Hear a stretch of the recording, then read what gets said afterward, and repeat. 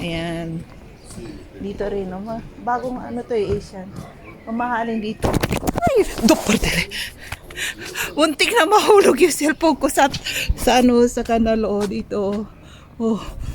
Buti bumagsak dito sa dibdib ko kasi nasagi no ano yung ano doon sa basura doon.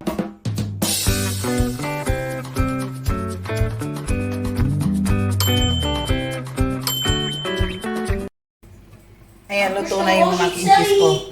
Tingnan niyo kung paano ako magluto para alam niyo. At sana hindi matapon. Ayan, nagdiyan lang ng gatas.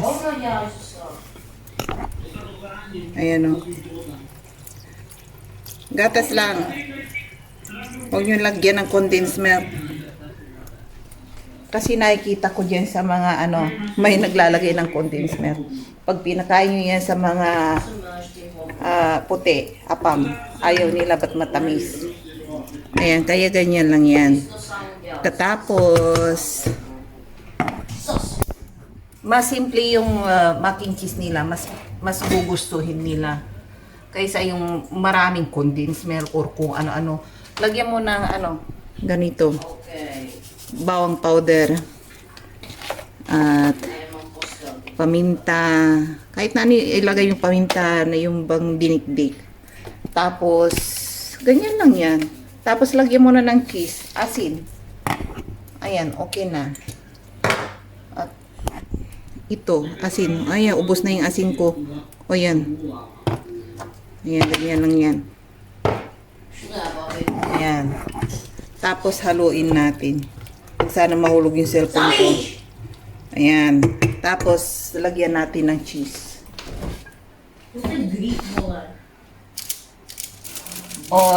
At saka ham. Ayan o. At lagyan mo ng ham. Kahit na isang slice na ganito. Katapos, ganito mo, hiwa-hiwain ng maliliit. Huwag nyo nang hiwain ng kutsilyo. Kamay nyo na lang, ganyan lang yan. Yan. Tapos, kung may cheddar cheese kayo, masarap. Or Eden cheese, masarap. Ganyan lang yan. Isa lang muna. Tapos, pag naluto, tsaka nyo dagdagan ng cheese. Ayan. Taasan natin ang temperature para tumitigas na yung cheese ko sa refrigerator kasi hindi ko nagamit na ilang araw. Tsaka nahanginan. Ganyan kapag nahanginan yung cheese, kailangan yung plastic ninyong ganito. Ganito nyo. Kung may tape kayo, ilagay kahit na walang tape. Kahit na yung ham, kailangan ganito. Nyo to. Wag lagyan ng hangin. Titigas. Tsaka yung ham ninyo, magdara-dry din. Kaya ganyan lang yan. At hintayin natin kumulo. Ayan, ganyan lang. Tapos hindi muna natin to itatago tong cheese. Kasi maglalagay pa ang anak ko nito. Kailangan mag-reserve kayo ng cheese. Pag luto na kasi lalagyan pa yan pag katapos maluto.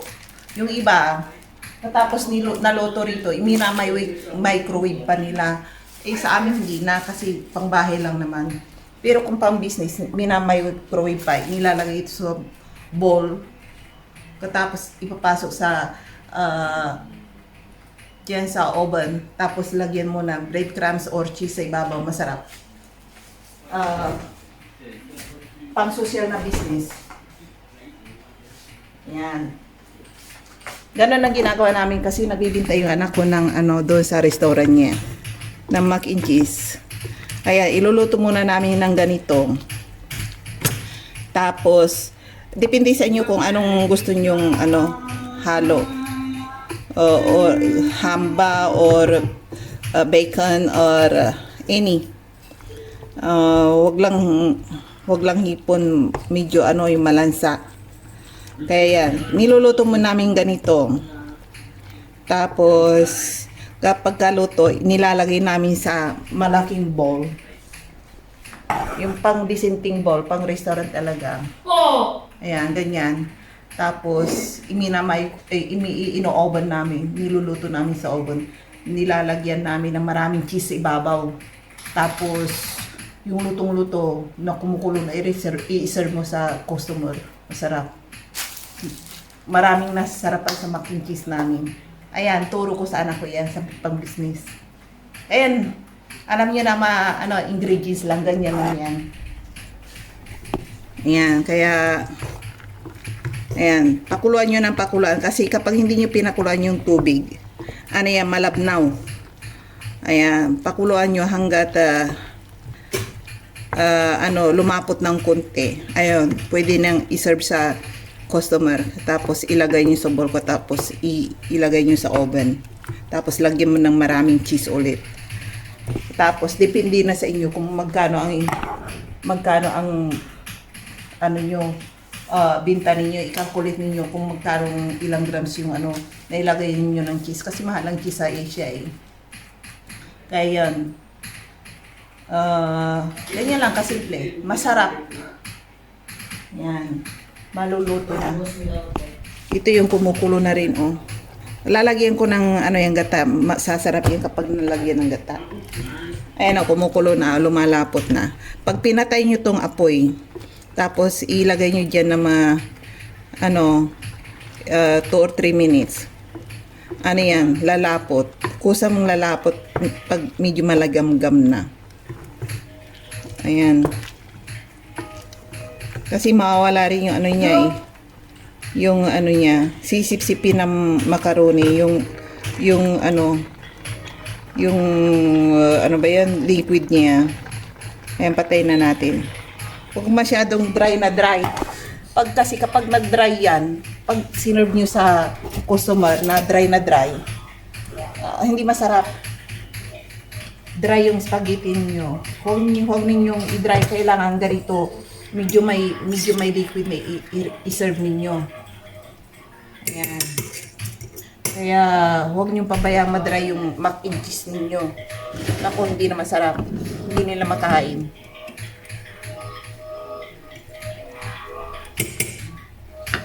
Ayan. Tapos, lagyan natin ng habang nagpapalimig yan, ilagay nyo na yung cheese ninyo dyan sa ibabaw. Ayan, ganyan lang yan. Ayan. Anak ko pa yan eh. Hihirit pa ng cheese yan, mayat-mayat. Kasi, mahilig yan sa cheese eh. Ayan, itakpan natin yung yung cheese niya para maluto, matunaw. Ilagay natin sa ilalim. Tapos, iserve na sa anak ko. Ayan. Simple-simple lang. Diyan na natin siya pakainin. Kasi kung ilalagay ko pa sa ibang plato, hugas na naman, dami kahugas ko nga lang eh. Ayan dyan Ganyan lang yan. Ganito, medyo may tubig pa. Pero pag hindi na mainit, nako, dry na dry. Kaya huwag niyong pabayang yung mac and cheese ninyo is dry. Lagyan nyo ng pag serve nyo sa customer at medyo nakita nyo dry na, lagyan nyo ulit ng gatas. Yung gatas na Ayan, serve natin. Ayan, nakaserve na sa sa anak ko. Mamaya natin balikan yung gulay.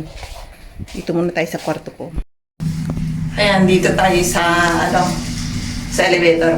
Balik ulit tayo sa cellphone camera. Kasi yung nabili ko, hindi maganda po, shaky. Asar. Ayan. Tara, magtatapon muna tayo ng basura at maglakad-lakad tayo outside. Kasi medyo mainit ngayon. Tingnan niyo yung suot ko, manipis ngayon. Hindi katulad dati pakapalan ng suot. Ayan, dito tayo. Ayan, magsasalamin ako kasi Ouch. Ayan, basura. Tapon tayo ng basura. Ayan, basura. Dito tayo dumaan. Ayun, oh, tingnan niyo yung Vietnamese sa restaurant, oh. May mga customer. Diyan tayo pupunta. May mga customer din sa coffee shop, oh. Ayan. Magandang panahon ngayon. Tingnan niyo. Ayan. Manipis ang suot natin. Ganda ng ano, oh. Ng, ano, oh. Bulaklak, oh. Dahil bulaklak, oh. Ano to? Cherry blossom. Ayan, ang ganda, oh. O, yan. Ganda, oh. Ang ganda ng bulaklak. Tara, picture tayo. Ang ganda ng bulaklak, oh. Ano to? Cherry blossom. Ganito ba ang bulaklak ng cherry? Ganda, oh. Oh. Hanggang doon, oh. Ay, pipick up ulit tayo ng ano. Pag tag-cherry rito, kung halimbawa't ganito,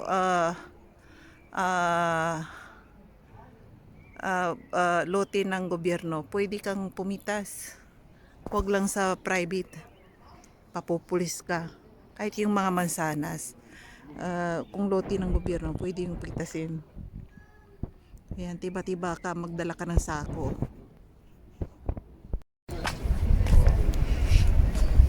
Tingnan niyo yung mga tao ngayon. Pag summer, andyan sila sa mainit na lugar. Ayaw nila dun sa shadow. Nagpapainit sila. Ganyan ang mga tao rito, yung mga puti. Ayan. Dito rin, no? Bagong ano to, Asian. Mamahalin dito. Ay, dopper. Untik na mahulog yung cellphone ko sa kanal, dito. Oh. Buti bumagsak dito sa dibdib ko kasi nasagi no yung doon sa basura doon sa likod, nasagi na siko ko. Tumarsik yung cellphone ko rito. Nako, nag-iisa na nga lang cellphone, tapos matatapon pa dyan sa kanal. Nako, ay nako, paano kaya ako dyan lulusong? Ganito lang ang tubig, ganito lang ang tubig. Ay nako, tatawanan ako kapag lumusong ako dyan. Tawagin ko yung anak ko siya lumusong kasi hindi na mababaw, kahit na yung tuot, mga 1-year-old, hindi yan dyan malulunod. Ang babaw kasi ng tubig, Ay nako, muntikan na. Yan na nga tayo. Ganito may skinita dito, shortcut. Ayan, shortcut dito. Ayan, walang mga nakaparking ngayon dito. Hindi ko alam kung anong uring bahay to. Ayan, may mga parang wala yatang nakatira, istakan niya ata, hindi ko alam.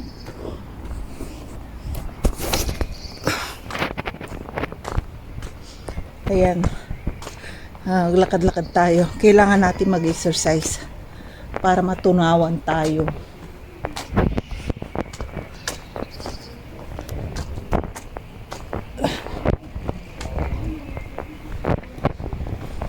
Ayan, may mga naka-t-shirt na sa labas ngayon. Ay, mga doon sa restaurant niya ata kanina yung naka-t-shirt. Ayan, mga binatili yung naka-t-shirt din. Aray. Ayan. Sabi ng anak ko kanina umaga, napilay daw yung isa niyang kaibigan. Nung isang araw ba yun or kahapon? O kahapon yata. Kasi, ganito yun. Kilala niyo siguro yung sinasabi kong ampun-ampun inaampunin ko, sabi ko. Yung palang may kagagawan. Kasi kahapon, pumunta silang magkakaibigan sa park. Ngayon, sabi ng anak ko, dito ka muna, sabi niya doon sa dalawa. Yung isa, nakaupo, yung pinakamaliit at pinakapayatot ang nagsising si Tabachingching, yung sabi ko ampun ko. Pero yung anak ko nasa CR yata, hindi ko alam, sabi niya umalis daw siya saglit. Tapos sabi niya nung pagbalik niya, umiiyak daw yung kaibigan niya, yung pinakamaliit na pinakapayatot, kasi nung nag-swing si ang taga tulak ng swing si Tabachingching na kaibigan niya, sa ang bilis daw, napakabilis, ibang talagang tinodo niya ang pagtulak sa swing. Sabi niya gano'n, itulak daw, tulak pa ng malakas. Ay nung tumalsik yung kaibigan niyang pinakamarit tsaka pinakapayato, tumalsik sa swing. Ayun na nabalian ng buto sa kamay. Kaya yun, nabalian. Dinala yata sa doktor ng nanay niya. Kasi sabi ng anak ko, nung bumalik daw siya sa swing, sabi niya, ba't ka umiiyak? Iyak nang iyak daw yung kaibigan niya. Siyempre, nabalian ng buto, masakit yun eh. Iyak nang iyak daw. Yung kaibigan pa naman niya, tawa daw ng tawa sa nangyari sa kaibigan niya kasi tumalsik sa swing eh. Ba't naman siya tumatawa eh? Umiyak na nga yung kaibigan mo. Hindi, para kasing normal na sabi niya. Para kasing normal na lang, tumalsik lang daw siya. Ayun. Siguro sa kaiyak niya, hindi niya masabi-sabi na masakit yung kamay niya. Sa sobrang sakit, ganun ako nung napilayan din ako. Aray ako ng aray. Hindi ko masabi. Ang sakit, sabi ko ganun. Ganun din siguro. Ayan ang umuwi, pinadoktor ng nanay. Sabi ko sa kanya, sino tumawag ng emergency? Sabi ko ganon. Hindi ko alam, sabi ng anak ko kasi umuwi na ako eh. Kaya, ay nako, delikado talaga pag magbabarkada, lumabas. Hindi mo alam kung anong ginagawa sa labas. Kaya ayan, ayaw ko yung lumabas yung anak ko kasama yung yung makulit niyang kaibigan na nakikitulong sa amin. Ay nako, delikado. Eh sabi ko, makulit yun eh. Pinapabayaan kasi ng nanay niya kung saan nakikitulog. Tingnan natin kung anong mayroon dito. Ito yung ayan na yung sakyan. Ayan, dito tayo. May iskinita rito. Kalye. Ito yung mga kalye. Lakad-lakad tayo sa kalye. Tapos pag-uwi natin mamaya, mag-grocery tayo. Maghanap ako ng murang pinya. Bili ako ng pinya. Ay, patatas ngayon napakamura. 5 kilo, 29 lang. Ayun yung simbahan Pwede kang rito mag-shortcut papunta sa simbahan. Ayan dyan Tara, puntahan natin. Hindi pa ako nakakaakyat dyan Parking ng malaki to Ayan. Aba, mag-shortcut na tayo doon sa sa parkingan dito. Parang may mga umaakyat may nagsasanbating. Ayan, dito tayo. Anong meron dyan? Ayan na restaurant Ayan, nangawit ng kamay ko Ayan, dito tayo. Saan tayo? Ayun na nga Yung simbahan na yan dyan. Municipal. Shortcut dito. Ayan, akyat tayo. Ayan, dito tayo. Tingnan ninyo ang parkingan dito kung hindi sa city lupa. Kapag nag-snow to, umulan ako. Rito? Madulas. Tsaka, ba yung putik. Putik ang abot dito. Yan Ayan, nakakamit ng kamay ko. Tingnan niyo sa dito. Ayan. Ayan, may mga nagpapainit na magkakaibigan doon sa taas. Ayan. Ano to? Free parking? Parang free parking Parking para sa lahat. Kung wala kang pag-parking, dito ka mag-parking. Kaso nga lang, ano, putik pag tagis, no? Ayan, free parking na.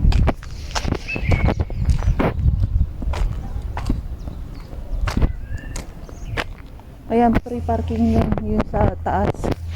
Kaso nga lang, oo. Ayan, dyan sa may mga nagpapainit. Ayan, dyan. Ayan, akit tayo sa taas.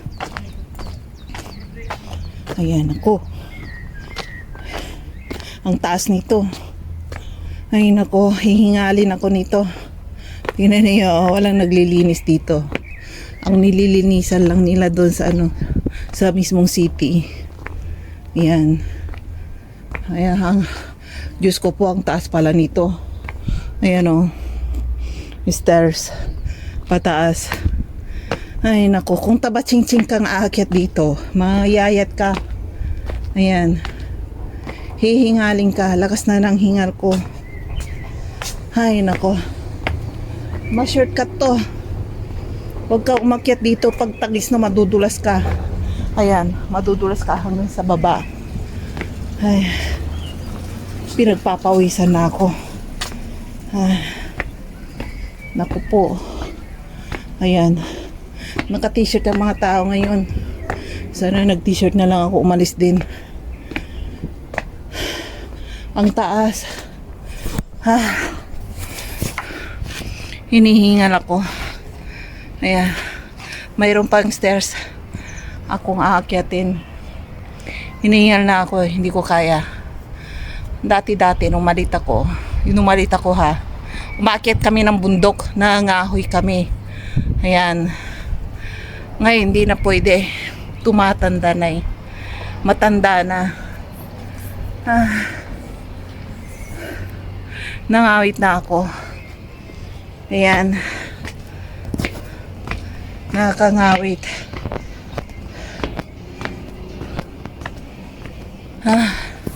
Ayan, daming nagpipiknik. Ayan, shortcut pala rito sa simbahan. Lalabas tayo sa simbahan. Ay naku.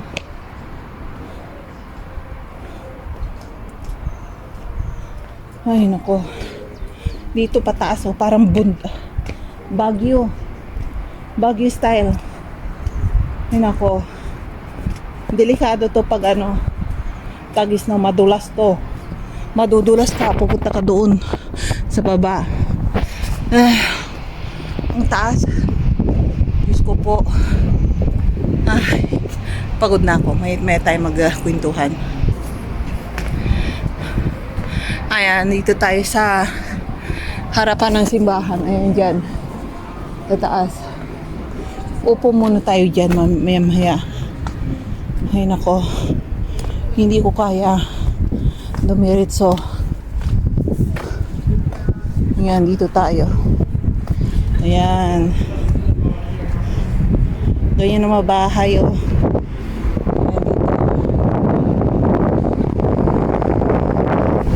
nandito tayo ngayon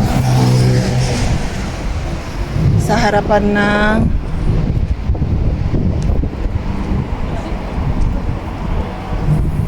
parang may biril dyan dito may biril yata